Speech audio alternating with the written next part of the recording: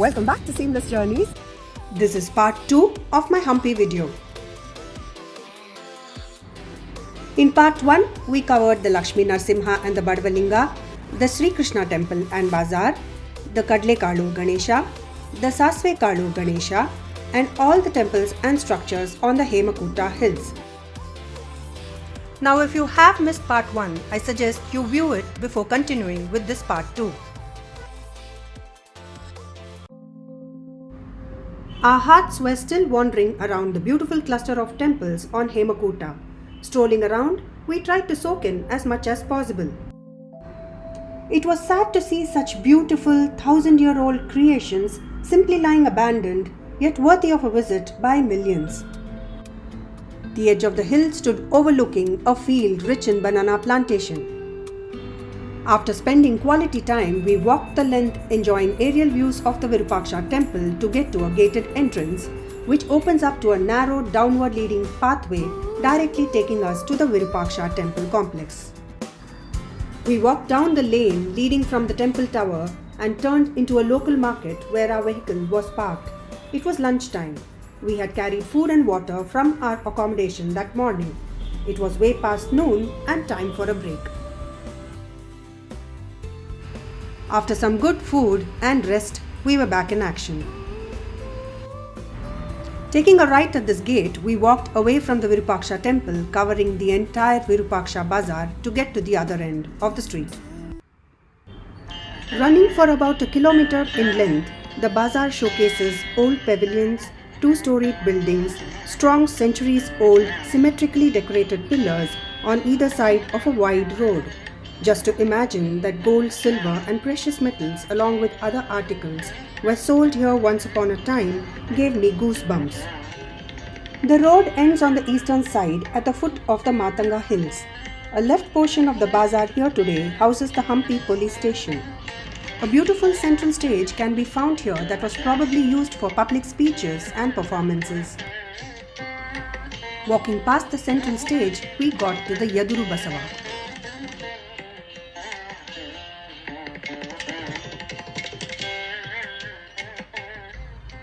Regarded as the protector of Hampi for centuries, this monolith has withstood the real test of time and destruction. Yaduru in Kannada means opposite and Basava is the bull. The bull is the vehicle of Lord Shiva, who is the Virupaksha here. The Yaduru Basava temple lies right opposite the Virupaksha temple. It is said that the idol of Lord Virupaksha in the form of a shivling sits on the same straight line as the Yaduru Basava in the Virupaksha temple complex.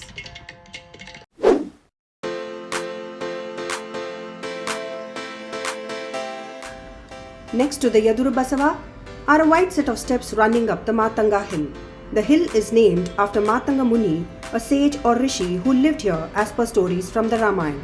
Mythology also narrates how Sugriva, the monkey king, had hidden himself in a cave on these hills to escape from his brother Vali, who had turned his enemy. The boulder hill is pleasant and attracts you with its natural forest-like surroundings. It was exciting and adventurous to cross a rugged patch halfway through the climb.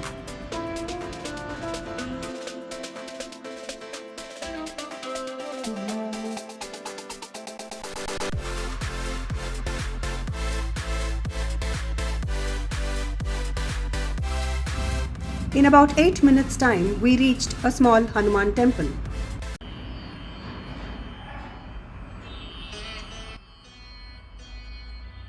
Though this temple is referred to as the Yantrodharaka Hanuman temple on a Google map, it is not to be confused with the main Yantrodharaka temple that sits above the Godandarama temple on the banks of the Chakratirtha, lying on the western slopes of the same hill.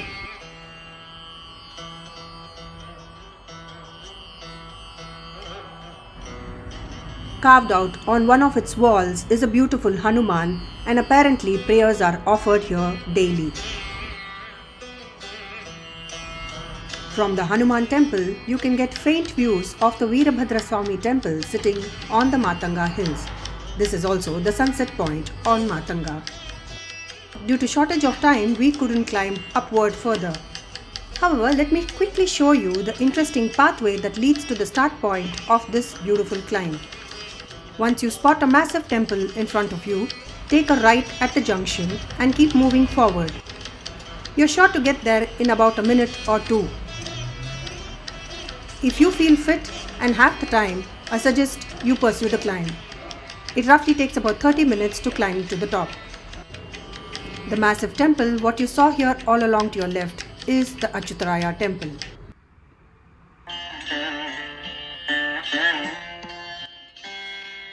Standing as one of its entrance facing the foot of the Matanga hills is a ruined yet beautiful gopuram that is supported on either side by stone walls. Tastefully sculpted and decorated walls and pillars welcomed us as we walked past this entrance. Built in the mid-1500s during the reign of King Achyuta Devaraya, the temple sits between the Gandhamadana and the Matanga hills.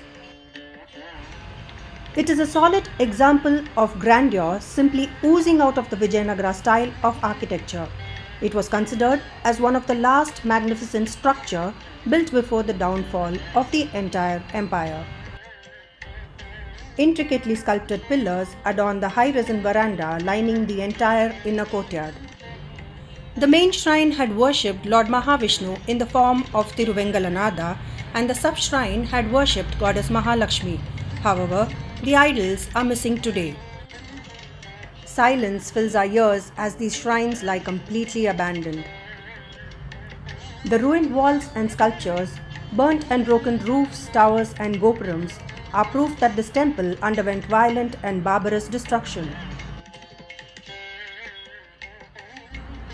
The temple layout consists of the two shrines sitting engulfed within two concentric rectangular courtyards that have openings in the form of gopurams on each side.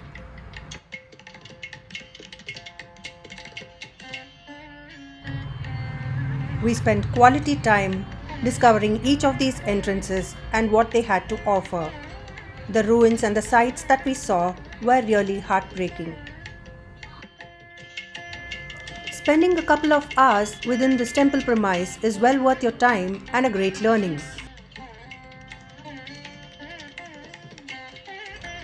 Finally, walking out through the main entrance, we bid a farewell to this masterpiece, while our hearts continued to bleed on sites of destruction of great works of art.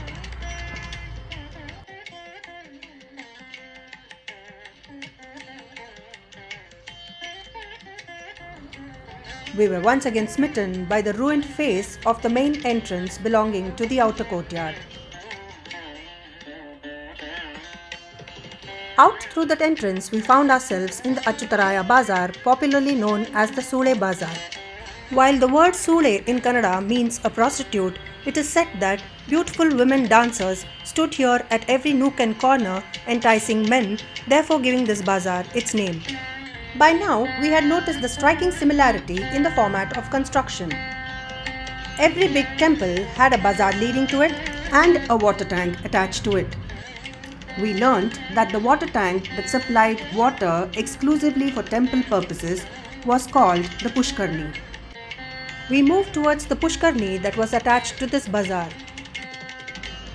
A huge, unique but empty rectangular step tank greeted us. Adorning its center was a pillared pavilion. Running on all three sides of it are beautifully sculpted pillars that seemingly were deliberately broken in some places. It was evident that the roofs that existed once were also subject to total destruction. Now take a quick look at these rectangular dents on this huge piece of rock. I'm going to share the interesting facts about this in one of my upcoming sequels of Hampi, so keep watching.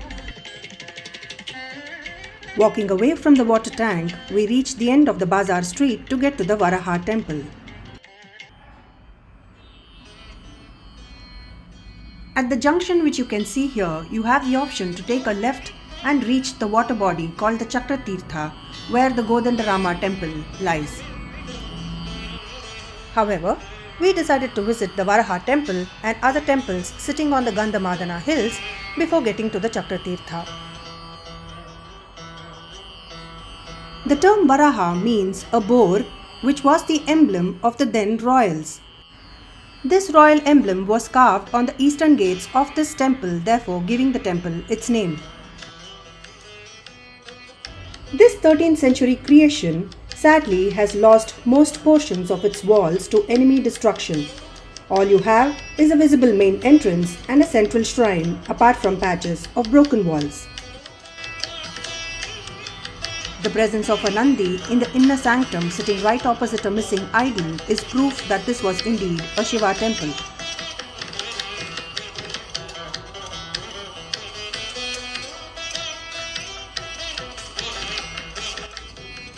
The designs and carvings on the pillars were as enticing as ever, rewinding our entire imagination back to that glorious era. However, the wide crack on the walls of the main entrance narrated its own sad story. Moving forward, we witnessed many abandoned and destroyed structures on the smooth slopes of the Gandhamadana.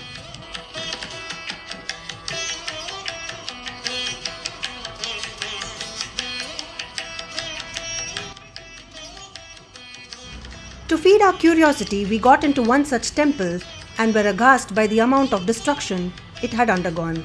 It was a Shiva temple. Sights of broken walls, pillars, floor, and even the ceiling touched our heart. Amidst all that were beautifully carved pillars, still standing strong.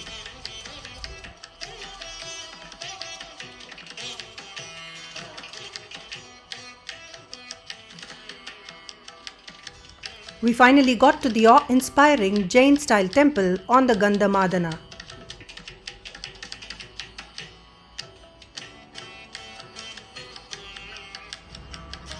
Welcoming us to climb a flight of well-maintained stone steps to get to the top was the Narasimha temple, referred to as the Jain temple due to its architectural style. The temple stands facing the Tungabhadra river.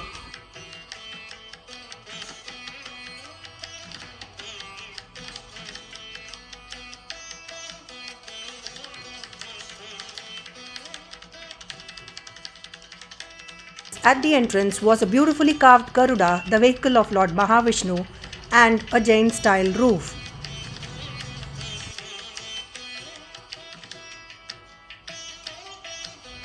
Guarding the main gate were the statues of Jaya and Vijaya, the guards of Mahavishnu.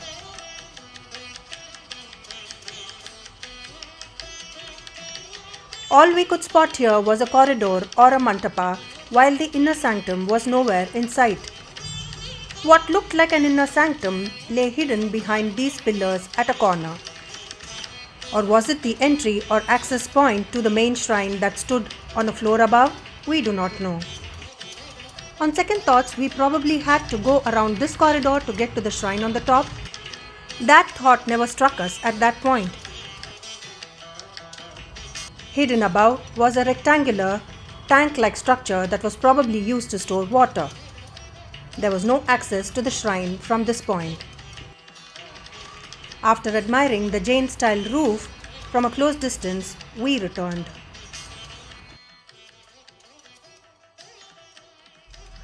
Walking back to the Varaha temple, we followed the signboards to get to the Chakratirtha.